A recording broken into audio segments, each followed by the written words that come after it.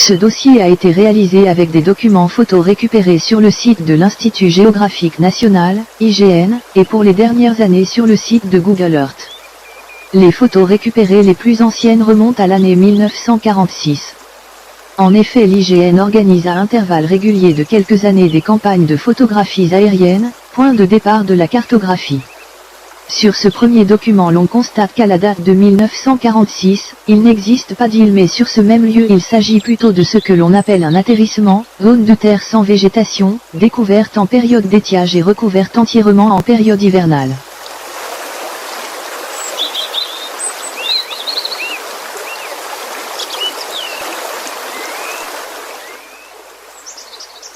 Cet état est décrit précisément dans un document dont le titre est Schéma directeur d'entretien coordonné du lit et des berges de la Garonne, réalisé par le SMEAG, syndicat mixte d'études et d'aménagement de la Garonne, et indique également les remèdes et ou solutions aux désordres constatés. L'atterrissement est décrit page 54. Les atterrissements sont des bandes alluvions composées principalement de granulats, absence de sol formé, dont la hauteur est généralement inférieure à celle des berges du fleuve. Nous verrons plus loin quelles sont les préconisations du SMEAG.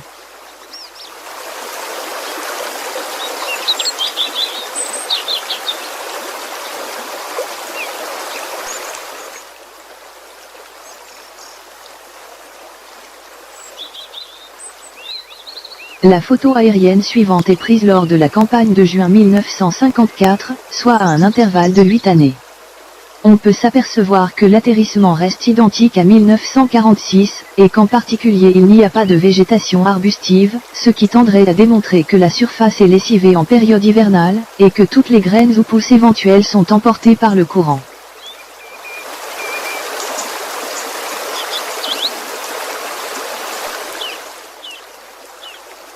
Campagne de juin 1962, soit 16 années écoulées depuis 1946, les mêmes observations et constatations peuvent être faites.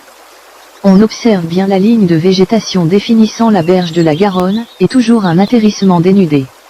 La Garonne fait bien son office de nettoyage de cette surface.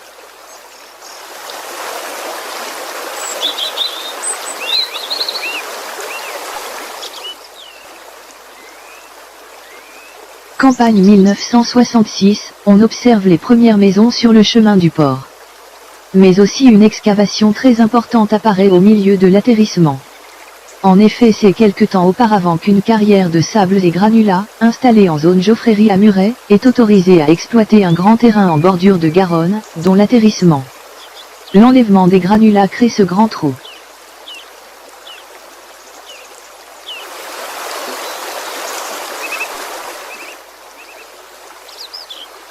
Campagne 1968. La Garonne relativement haute recouvre le trou observé précédemment. Le bord toujours visible ne comporte pas de végétation. On réalise l'importance de la surface exploitée par la carrière, en bas à gauche de la photo, et aussi le chemin emprunté pour se rendre sur l'atterrissement.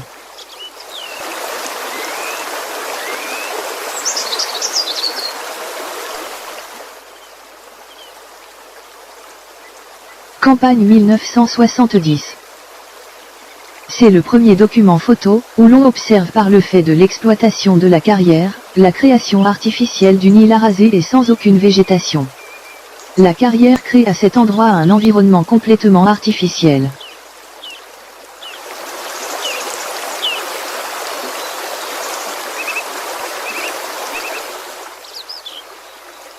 Campagne 1973. La photo a été visiblement prise en période d'étiage, l'exploitation suit son cours. On observe bien le travail d'excavation longitudinale entre l'atterrissement et la berge côté Muret. Encore une fois, depuis le premier document, aucune végétation n'apparaît sur l'atterrissement.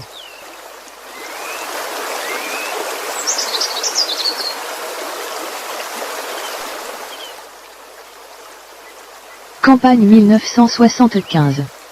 L'on peut observer très précisément la route importante entre l'atterrissement et l'exploitation latérale, laissant supposer un trafic de camions non moins important.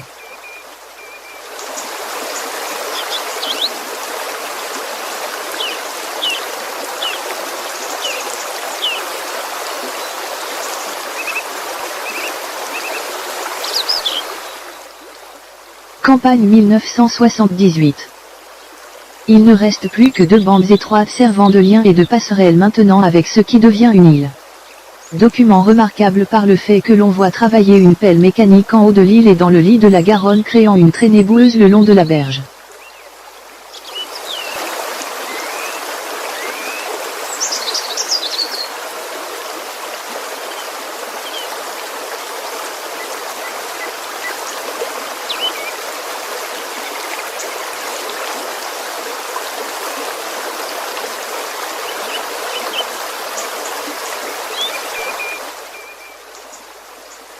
Campagne 1980.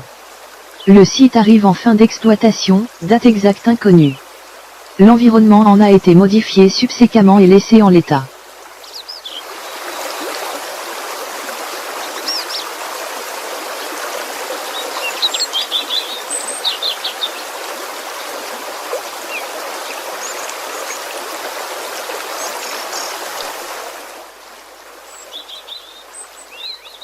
Campagne 1992.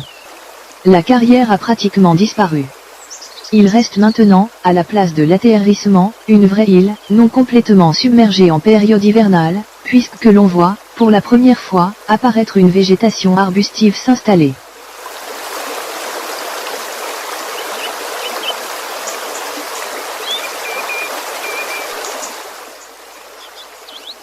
Campagne 1998. Le lieu maintenant laissé sans intervention, laisse place à une végétation de plus en plus envahissante. Des arbres colonisent l'amont de l'île et vont être pour les années à venir un réceptacle à embâcle lors des crues annuelles. Ce faisant, l'île se renforcera d'année en année, faisant obstacle au courant de la Garonne et à son passage naturel, renvoyant par là même un important volume d'eau vers les berges de Saubins.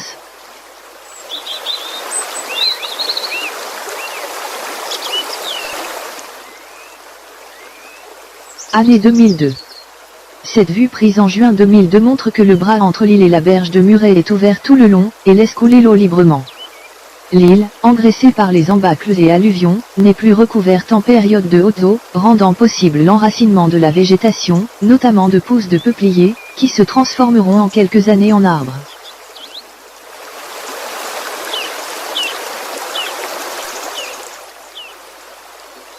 Année 2007. Les arbustes que l'on a pu voir sur le cliché précédent sont maintenant des arbres. On constate que le bras en amont se colmate.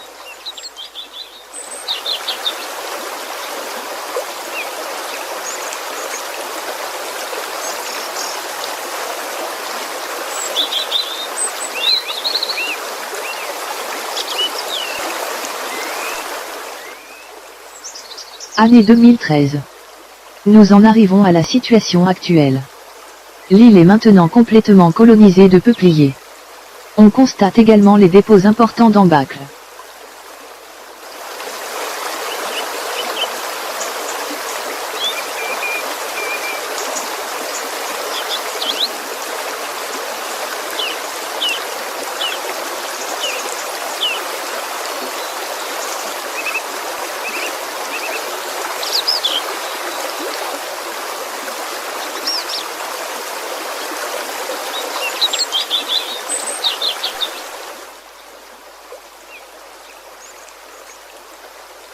Revenons au dossier du SMEAG qui définit les différents cas que l'on peut rencontrer tout au long du fleuve Garonne.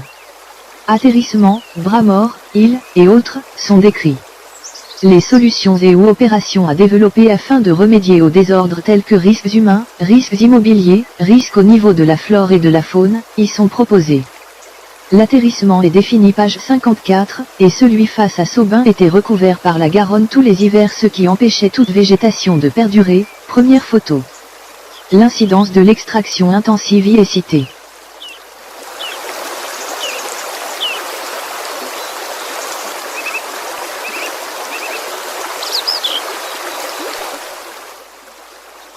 Les atterrissements qui seraient susceptibles de présenter des menaces, de par leur position à proximité d'enjeux humains forts, lieux habités, ouvrages, infrastructures, doivent être expertisés.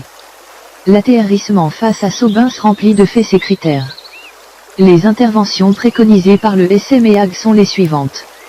Essartement, scarification, arasement, régalage, transfert, labourage, réouverture de bras. Le détail en est précisé sur les pages 55 et 56.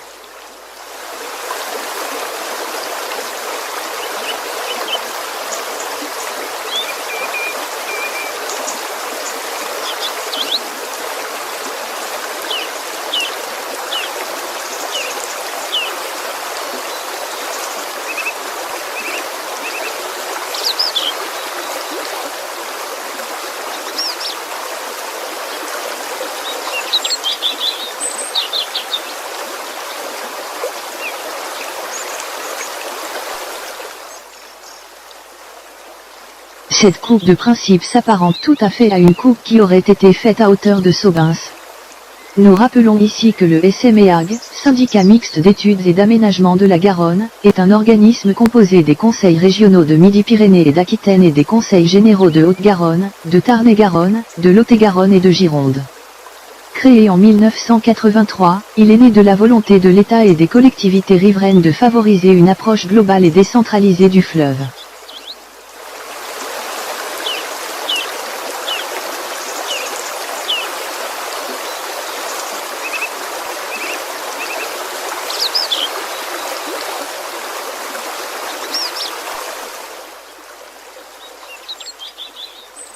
Trois ans plus tard, un rapport daté d'août 2005, réalisé par le Laboratoire régional des ponts et chaussées de Toulouse, pour le compte de la mairie de Saubens, en arrive aux mêmes conclusions concernant l'atterrissement face au village.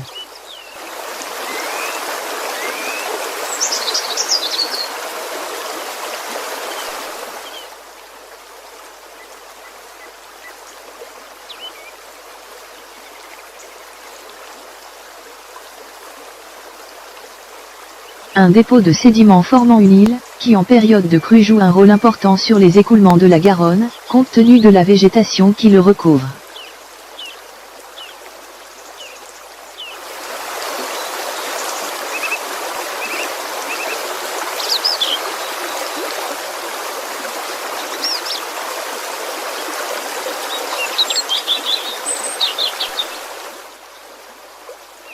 La mairie de Saubens, maître d'ouvrage des travaux envisagés sur ces berges, a chargé le bureau d'études spécialisé en environnement ICE, des missions de maîtrise d'œuvre.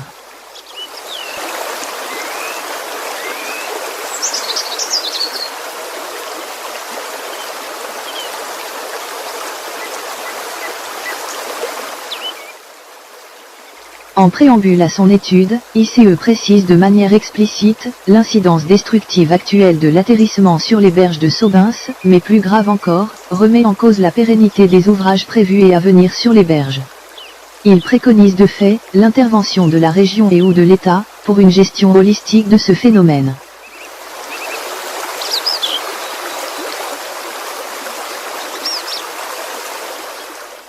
ICE rappelle que les travaux étaient initialement envisagés de manière simultanée sur les deux rives et les deux communes, Saubens et Muret.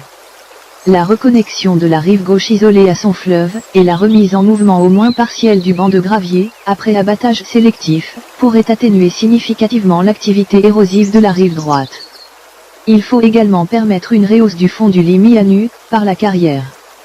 Ces opérations sont indissociables des travaux côté Saubens, et doivent être menées de front.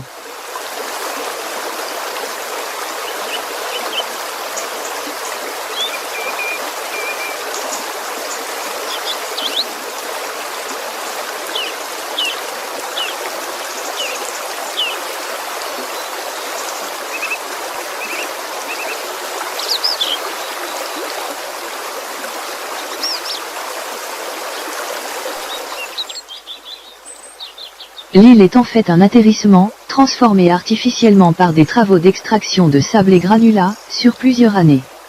Laissé en l'état après l'exploitation. Toutes les études, privées ou de l'État, concluent à l'incidence actuelle destructive de l'atterrissement sur les berges de Saubens, mais plus encore, sur les futurs travaux à venir.